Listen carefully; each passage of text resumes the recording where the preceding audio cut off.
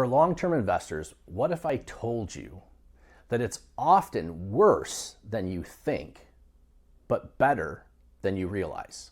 So for the month of August, after the market corrected over 10% from about the middle of July to the first week of August, the markets rallied back and finished up actually for the month. So what is this worse than you think, better than you realize comment?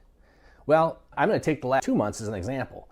Depending on when you were looking at your accounts, like if you're looking at your accounts at the month end or when you're looking at these accounts when these videos come out, it's often worse than you think when your accounts go down or when the markets are moving around, because the volatility in the markets are happening so quickly nowadays that most of the time, this 10% correction we just went through in 2 months, if you weren't paying attention, you completely missed it.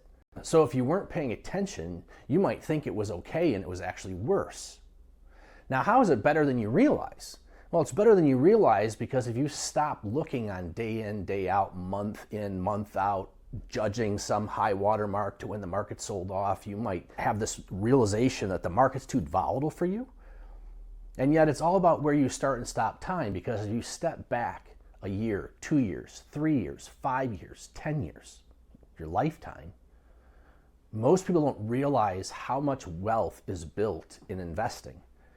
And for someone that's going to be retired for 5, 10, 15, 20, 30 years, or if your wealth is a transfer on to the next generation, you can't fathom or realize how powerful returns are in the market, historically speaking, in long-term time frames. So we all think the market's too volatile, so we don't want to participate in it. And yet we don't realize what we're missing out on.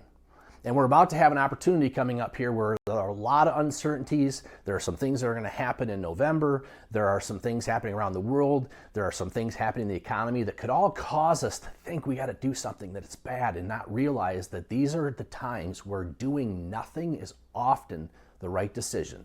What do you need to do? You need to make sure that anything you need in the next 6 to 24 months from a portfolio or from your investments to buy something, live off something, replenish an emergency account, isn't exposed to that fluctuation.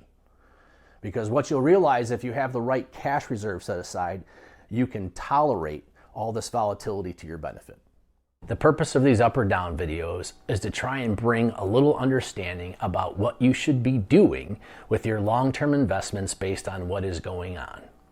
And so this is Tyson Ray, financial advisor at Form Wealth Advisors, where we exist to help make life better for our clients and those in our community.